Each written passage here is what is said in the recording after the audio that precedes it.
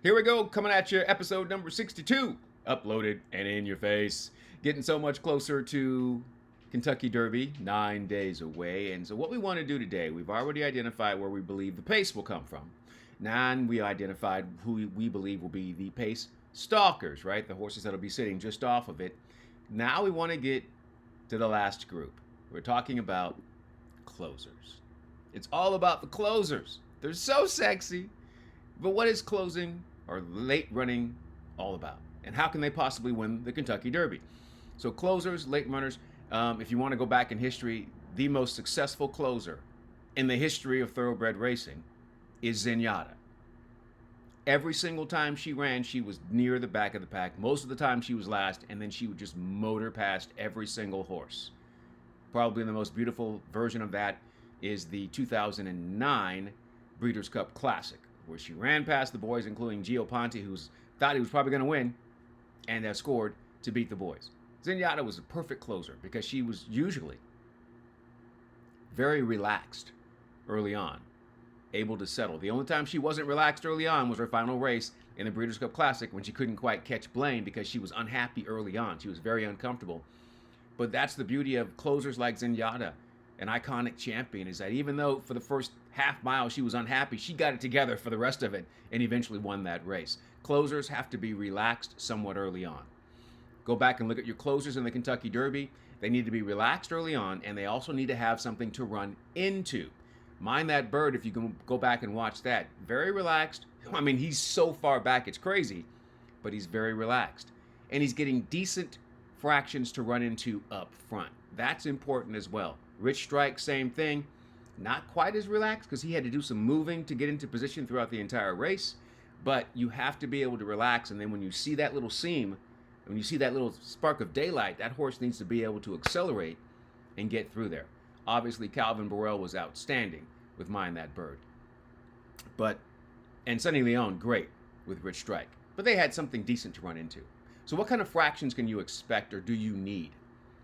If your horse is exceptional, you may not need incredible fractions because just the nature of the Derby of 20 horses, 5 to 6 of those horses are just going to get tired from the sheer stress of the event because they don't belong there in the first place. So now, how do you push the pace, right? You can look for a Monarchos type pace. Remember, Monarchos winning in 2001, he had the advantage of running into the fastest half mile in the history of the Kentucky Derby, courtesy of Song and a Prayer, right? 44 and change. Flying out there, and they automatically come back to the field. Giacomo's year, they got 45 and 2 for the opening half, which was really nice. And in that race, you had a lot of sprinters who were stretching out. They just weren't ready to go that complete mile and a quarter, so they faded like bad in the stretch, which sets it up for your closer to pick up the pieces. Now, in this season's edition, do we have enough speed in front of us to give us a 45, 46 type half? I mean, you can close into a 47 as well if you're good enough, right? Like Animal Kingdom got a 47 and change half and still closed into that. And he was pretty far back. Not all the way back, but he was back in that third flight. So with Rodriguez, we know he's going to go. And I know we have other horses who have some speed, but here's the thing. Rodriguez could get out there and go 45 for the half, but be by himself. And if that's what he ends up doing, we're not going to catch him. Kind of like Authentic when he got out there, it was a little too late for them when they tried to engage. Tiz the Law tried to engage, he had something left. So, without further ado, we know how it works. We know what setup they need. Now let's see the top 5 closers for this year's Kentucky Derby. Final Gambit is the number 1 closer. Just because his closing kick is not only consistent, it is explosive. If you go back and watch his maiden score, or actually when he couldn't get it done in one of his maiden races because there was lone speed out there at Turfway Park, he still ran a great second. Then when he broke his maiden, he came from last. Okay, of course he's been able to run on the turf before. And then when he got to the Jeff Ruby, he came from last. And if you go back and watch the race, he's super relaxed early on. Luan Machado's not really asking him to do anything at all. And then when he asks him to do what he needs him to do, that horse just starts flying. He has a very explosive, very consistent closing kick. Sovereignty is the same way. Very consistent closing kick. I don't believe that he's as explosive as Final Gambit, but he's very consistent and he kind of grinds, but he always makes up ground. You can't have closers that are inconsistent. They have to make their run, even if it's not a potent run, they have to make their run every single time. Sandman, look, this horse might have the best turn of foot of these top 5 runners. His issue, bobbing and weaving in the lane, is a problem for me, and he's a horse that has to have a target. He can't get to the front end too soon because he'll start to look around and wander, and that's a huge problem. You need a closer that stays focused. But man, he has a great, like when he starts running, when Sandman starts running, woo! He is picking them up and putting them down. Extremely impressive. And then there's Burnham Square, who is probably more like Sovereignty. He's got a nice closing kick, but he's more of a grinder. He just keeps going and going and going. And there's no real explosion there in the kick. It's just a grind, but he makes up ground. Now, the problem is he hasn't been consistent with that. He is definitely pace dependent. And then there's Publisher, the maiden. And, you know, you talk about the situation between Publisher and Tistastic, and I've always felt that Publisher was a better runner than Tistastic. He just hadn't quite figured it out yet. Not quite mature enough. But he's got a really nice closing kick, and he always comes with his run. I don't know if he's going to be good enough. Like, if he does win, like, that's great. I'm just not convinced he can do it, but I know he's going to come running. So that's a look at the horses that I believe will be in the third flight of horses. I think Final Gambit will be last at some point in the race. Hopefully not at the end, but I think he'll be last at some point during the race and then start to make that move. So that's a look at your top 5 Kentucky Derby closers, in my opinion. And Final Gambit is the #1 selection as far as closers are concerned. He might be my top pick on Derby Day. I just think he is a fresh kind of face, right? A little different.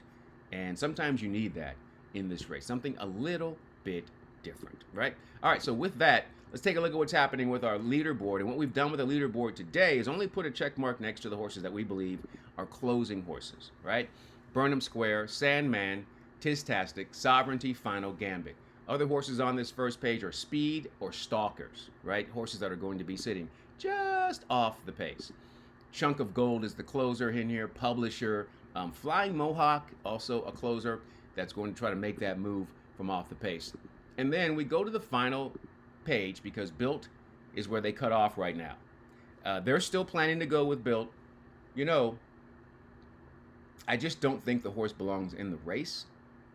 But you have to understand that a lot of what is happening in the Triple Crown races, and specifically even the Kentucky Derby, is they're positioning themselves for future, right? These people know, and it took me a while to figure it out. They know that even if they don't win the race, just getting that black type in the horse's resume enhances the stud value. So even if you are looking at a horse like Built, and you're saying, oh no, this horse can't win. He ran a great race in the Louisiana Derby, right? They turned for home and he's on the lead. And then he just completely falls apart. Trainers, the connection's probably thinking, hey, let me get some more fitness into this horse, and he'll be right there. And he just might, right? Trainers know their horse way better than we do. So Built, he's probably going to get in, and he might run okay. And they're thinking, hey, if we can get third, all right, we can work with that. And then they can get there, they can move on. Maybe he's ready for the Preakness, who knows? But we're still waiting for the connections of Built to make their final decision, right? Then that will kind of shore everything up. But good news is, thus far, we haven't seen any more red flags on any horses, right? Just a couple of things we didn't like with Tistastic. I really am not sure if Cole Battle's going to be able to relax. And I didn't like the way Flying Mohawk was training. Now, they have days to kind of improve and get better. They're supposed to get better as we lead up to it, with 9 days until the Kentucky Derby. And then, of course, coming up on Saturday, it's a big day, because post-position draw will affect everything. Because if you're all the way on the outside, or if you're all the way down on the inside, that may change your game plan or force you to do something that you didn't want to do early on. So that #1 post position is absolutely dreadful. So let's see if it's a little bit better this time around. So that's what we're doing coming up on Saturday, all about the post position draw. We'll let the dust settle on that, and then we'll come back and get a fresh look at exactly how the field looks and how we're going to get the money. That's what it's all about, right? Trying to have some fun. And last thing I wanted to say is, there's something really interesting about the community of horse players. I always feel like there's something special about us. We endure things that people can't understand. And what I mean by this, if you're betting football, right? It's heartbreaking, like you've bet this team to cover and then the field goal kicker misses something at the last second. That is heartbreaking and that sucks. But I don't think it compares to sitting down and handicapping a race and identifying one horse in a field of 10 and saying, that horse is better than everyone else, and I'm getting a value, like I'm getting 8-1, 9-1, 10-1. You pick that horse, and you go all the way around, maybe he's the speed, and you go all the way around on the lead, and then at the wire, you get beat by just a nose, right? You handicapped the hell out of that race, but you just didn't win. Here's the thing I always did at TVG and FanDuel, and I still do. If I know the person who played, and I know that they just lost, the first thing I would say to my partner on air is, man, that was a great friggin' pick. That was a great pick. You handicapped the heck out of that. I'm sorry you didn't win, but your handicapping is on point. Sometimes players just need that little confidence boost because this is a lonely-ass game.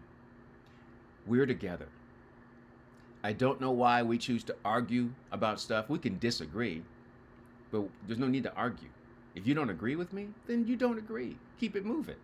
But there's really no need for us to be contentious. We're all in the same thing. Our bet is what makes us different. If you bet another horse, hey, good luck to you. I'm betting this horse.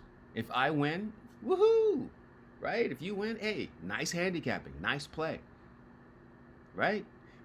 We always wait until after our friend has won to be like, hey, great job, when the job was already done.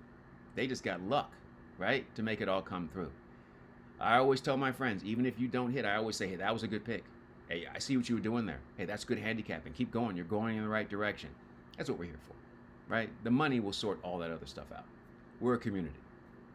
Somehow we can be together. All right, that's going to do it for me. In the meantime, in between time, and until next time, we'll see you later on Horse Race Bets. I'm Ken Rudulph, and until then, hey, good luck and enjoy whatever you're into.